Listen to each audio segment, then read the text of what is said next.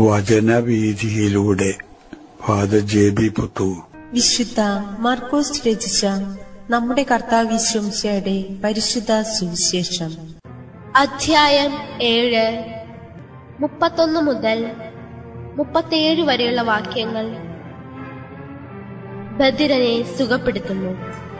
അവൻ ടയർ പ്രദേശത്തു നിന്ന് പുറപ്പെട്ട് സീദോൻ കടന്ന് ഡെക്കാപോളിസ് പ്രദേശത്തു കൂടെ ഗലീലി കടൽ തീരത്തേക്ക് പോയി. ബധിരനും സംസാരത്തിന് തടസ്സമുണ്ടായിരുന്നവനുമായ ഒരുവനെ അവർ അവന്റെ അടുത്ത് കൊണ്ടുവന്നു.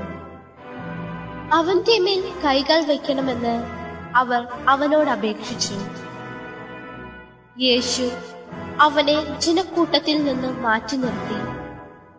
അവന്റെ ചെവികളിൽ വിരലുകളിട്ടു.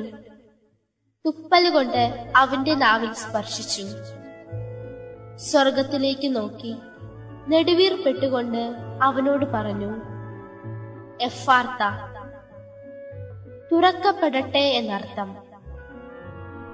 ഉടനെ അവന്റെ ചെവികൾ തുറന്നു, നാവിന്റെ കെട്ടഴിഞ്ഞു. അവൻ സ്ഫുടമായി സംസാരിച്ചു.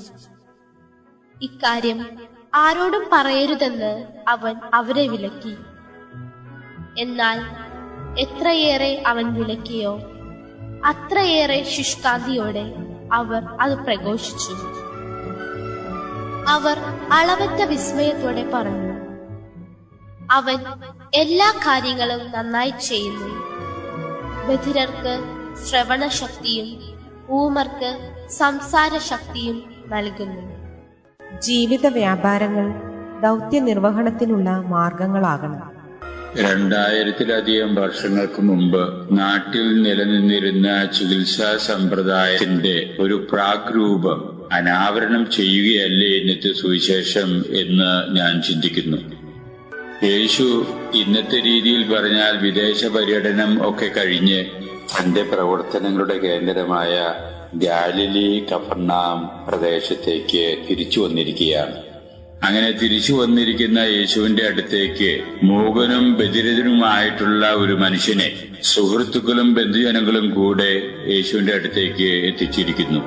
അയാളുടെ അസുഖം ഭേദമാക്കണം എന്നുള്ളതാണ് അവരുടെ ആവശ്യം. സുവിശേഷത്തിൽ പറയുന്നു, അവന്റെ മേൽ കൈവച്ച് പ്രാർത്ഥിക്കാൻ വേണ്ടിയാണ് യേശുവിന്റെ അടുത്തേക്ക് അവർ കൊണ്ടുവന്നിരിക്കുന്നത് എന്ന്. യേശു ചികിത്സാവിധിയുടെ ഭാഗമെന്ന നിലയിൽ എന്ന് നമുക്ക് കരുതാം ആ രോഗിയെ നിരീക്ഷിക്കുന്നു. ചികിത്സാവിധിയുടെ പശ്ചാത്തലത്തിൽ പരിശോധിക്കുന്നു എന്ന് നമുക്ക് പറയാം. പരിശോധനയുടെ ഫലമായിട്ട് രോഗനിർണയം ചെയ്യുന്നു. രോഗനിർണയത്തിന് ആവശ്യമായിട്ടുള്ള ചികിത്സാവിധി നിശ്ചയിക്കുന്നു. ആ ചികിത്സാവിധിക്കായിട്ട് സമൂഹത്തിൽ നിന്ന് ആ രോഗിയെ ഒറ്റയ്ക്ക് മാറ്റുന്നു.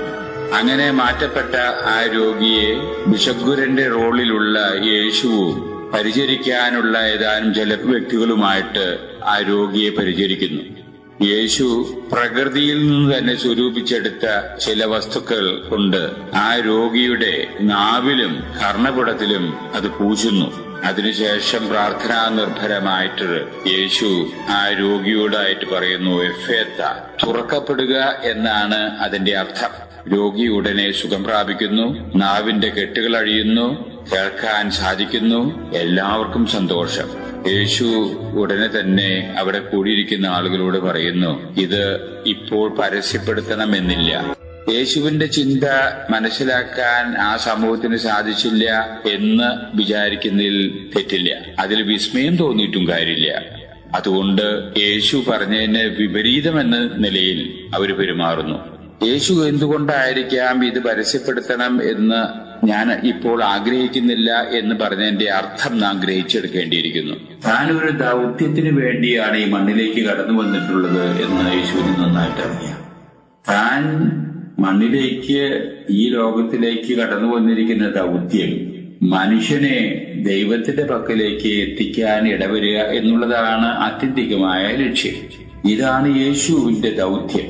ഈ ദൗത്യ നിർവഹണം സാധിക്കുന്നതിന് വേണ്ടി ഉപയോഗിക്കുന്ന മാർഗങ്ങളിൽ പെട്ടതാണ് ഇപ്പോ യേശു നടത്തിയ രോഗശാന്തി ശുശ്രൂഷ.